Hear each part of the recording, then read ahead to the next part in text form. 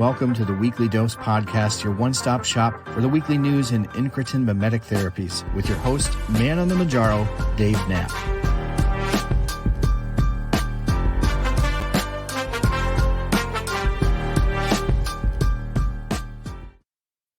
Welcome to this week's Weekly Dose Podcast, your weekly roundup of all things GLP-1 medications, whether you're on Wegovy, Ozempic, Saxenda, Victoza, Trulicity, Mounjaro, or Zepbound, you're on the pen, and that's why you're here. I'm Dave Knapp, ManOnMounjaro, and I'm here to bring you the news this week, and there was plenty of it. Let's get right into it. The FDA announced today that Eli Lilly has updated them to let them know that the 10 milligram, the 12.5 milligram, and the 15 milligram doses of Mounjaro are officially in FDA shortage through March. So this is a fascinating update. It's something that I've been warning on my channel for a couple of months now, that once we went live with Zepbound, that we were going to probably see staggering numbers of prescriptions written for Zepbound. And that's exactly what we've seen up to, I think at last check, I think they had mentioned somewhere in the ballpark of 40,000 new prescriptions per week, which is just insane. At that clip, shortages will persist. They'll never be able to keep up with this demand until we have other options on the market, until we have perhaps liraglutide, which we're expecting at the middle of the year to be in a state where it can be made in a generic form. And so until then, hold on, buckle up. I've got plenty of videos and plenty of content on my YouTube channel and on my TikTok about how to navigate those shortages so that you're not experiencing these crazy swings in the supplies. It's just a frustrating roller coaster to be on. So you have my sympathy if you're struggling getting your dose. Make sure you check out my videos on YouTube. But moving right along, some really interesting news today that you saw, that Novo Nordisk, the parent company of Novo Nordisk, has inked a deal to acquire for $16 billion and change. Just change, right? Millions. Catalent. So Catalent had been working with Novo Nordisk prior to this deal being done, where they were helping with the filling and boxing of the pens. So they've acquired the company for $16 billion, which effectively means that Novo Nordisk will be taking over 3 of their fill factories. And so that's awesome for capacity when you think about Wegovy and Ozempic. But even looking forward into the future, 26, 27, CagriSema, not sure how much the pens will differ, but I know from friends on the clinical trial that they are in injector pens. So we will have to see what happens with that. But 2026 is probably the earliest that we see this particular acquisition ease the supply of Wegovy and Ozempic. So interesting news. You see these manufacturers moving to increase capacity. This is arguably the largest move that we've seen. Now, if you do go back in the news, back to the fall time, Catalent was actually in some hot water with the FDA for one of, I believe it was their Belgium plant. And they were having some repeated violations from the FDA. So I think this is also good for Novo Nordisk, because it brings Catalent under the umbrella of their systems, their processes, and they can kind of apply their systems and processes to the manufacturing that goes on there at Catalent. And I think it'll be a really, really good win for those who are on the pen in the long run.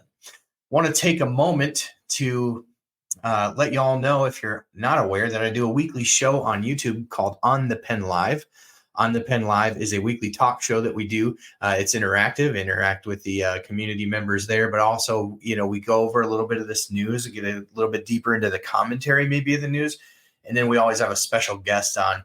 And so I really, really, really would appreciate it if you would check out On the Pen. I think you'd enjoy it. We would love to grow the community over there. So if you are just listening to the podcast, make sure you jump over to my YouTube channel. If you're also on TikTok or Twitter, I'm at those destinations as well. Facebook, got a big group over there. So find me on all the socials at ManOnMounjaro. If you're looking on Twitter, it's just ManOnMounjaro. There aren't enough characters. So we'll hope to catch you over there. Some interesting news came out also about a new molecule that is in clinical trials from Amgen. And this is a really interesting medication. It is a novel approach to obesity medicine. It's called Maritide, and Maritide is actually a combination monoclonal antibody treatment. It looks like it is a once monthly treatment, but they're seeing some really, really interesting things in the preliminary trials. They're seeing some weight loss that definitely rivals the current injectables. But kind of the interesting thing that they're going for with this one is that you might be able to wean off this one and keep the weight off. So that'll be an easy, interesting one, rather, to follow over the next couple of years as they move this into further clinical trials. I think that what's really fascinating to me about this medication is it's a GLP. It works by activating the GLP-1 receptors like other medications that we know about, Wegovy and Zepbound. But interestingly, it blocks the GIP receptors. And if you know much about tirzepatide, Mounjaro or Zepbound, it actually stimulates, I don't know if that's the right word, but and agonizes. It's an agonist.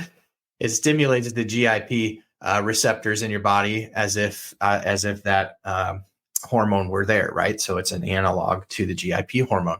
So you've got one on one hand that stimulates and one that blocks, and both see success. And I think it's so fascinating. It's a fascinating part of obesity medicine that we can just kind of sort of mess with the GIP and get the same kind of outcome. So I think it'll be really interesting to follow what the science shows over the years as to why it just seems that tinkering with the GIP seems to work, whether you're blocking the receptor or you're stimulating the receptor.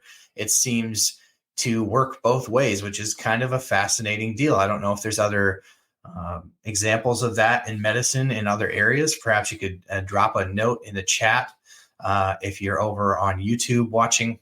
Of course, the members of our YouTube channel get the video version of this every week. And after the week's up, it opens up to everybody. So leave it in the chat if you know another example in medicine where it seems like you can kind of, stimulate a hormone receptor or block one and you get similar outcomes. Just very, very fascinating. So moving right along, it is a really interesting week in the world of GLP-1 medications because it is Eli Lilly earnings call week. So tomorrow we're going to have a special episode of the Weekly Dose podcast. We'll do this quarterly with both the Novo Nordisk calls and the Eli Lilly earnings calls because a lot of times there's a lot of forward-looking information. So what we glean out of that is, it'll be interesting to hear Eli Lilly talk about the Mounjaro shortages tomorrow. That's one of the things that I will be listening for specifically because I am making a bold prediction that I think Eli Lilly will have to release single-dose vials of Mounjaro in the United States to keep up with supply. I think it's a foregone conclusion at this point, and I'm really hoping tomorrow that we hear tomorrow, which will be today, the day that this launches. I'm looking forward to hearing that hopefully they will be launching the single-dose vials in the United States.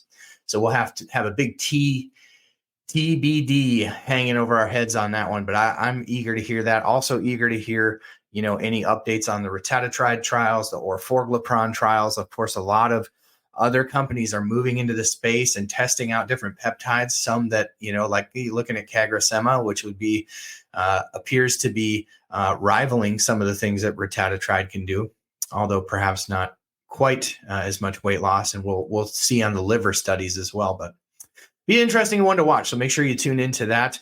You'll be able to catch that one on YouTube as well, if you would like. One of the interesting things that we saw this week is Abbott is getting into the GLP-1 game. So they launched a new protein shake design for weight loss and muscle mass maintenance. So this will be an interesting one to check out as it comes out. The protein shake is the first product under Abbott's new brand, Protality. So they launched this new brand, Protality, and underneath that is this new protein shake designed specifically for people who are on a GLP-1 medication. So if you're in that class of medications, that is specifically what this protein drink will have been designed for. I think you're going to see more and more of this. I think you'll see the big players get into the game on this, whether it be Coca-Cola or PepsiCo, some of the big players in the industry. Got to grab back at some of that market share they've lost from people getting off of their sugary beverages and some of their, I believe PepsiCo and and Frito-Lay are owned by the same company. You see some of these stocks getting hit a little bit. Some of it I'm sure is the economy. The other part of it is definitely fewer people buying their bags of Doritos every week. So we'll be interested to follow that one. Abbott CEO Robert Ford mentioned that the plans for the nutrition products that support GLP-1s is an ongoing thing for them, and with a goal on supporting maintaining muscle mass. So that'll be interesting to watch. GLP-1 medications like Mounjaro, Ozempic, Wegovy are obviously in huge demand. And so with so many people being on these and so much concern around preservation of muscle mass during weight loss, and again, weight loss and losing muscle mass as you lose weight, especially rapidly, are a normal thing. It's not unique to GLP-1 medications. And they're certainly looking at stacking things like tirzepatide with bimagrumab. You see that Eli Lilly purchased that asset earlier in 2023. You see studies going on right now with Novo Nordisk and some of the other players, Regeneron, and getting into the game on just how can we help support weight loss, but preserve, in some cases, even try to maybe increase muscle mass. So that'll be interesting to watch. In the meantime, Abbott's got their protein shakes that are going to be uniquely designed for users on GLP-1, and they actually plan on doing some clinical trials around how effective these shakes can be. So that'll be interesting to watch. Well, I appreciate you tuning in here. Again, stay tuned tomorrow for the special episode where we'll be following up on the Eli Lilly quarterly earnings call. They're going to be folding into this their forward-looking call for 2024 as well, which is always interesting. Usually we get that in the December in the year prior. So I'm wondering if maybe we'll see some major announcements tomorrow. So you got to stay tuned to my TikTok. You got to stay tuned to my YouTube channel, because if there's any breaking news, we're going to get it out right away, right? But you're going to get the full rundown the only way that you're used to getting it from ManOnMounjaro, either on YouTube or here on the podcast. So I really appreciate you all joining. Thank you. Consider giving this podcast if you enjoy it. One of the ways that you can help support the work that I do is to just give it a 5-star rating and a review. If you do that, obviously you know how the game works. The algorithms pick it up and get this out. We would love for more people to join this podcast every week to learn more about life on the pen. Until next week, we'll see you on the pen.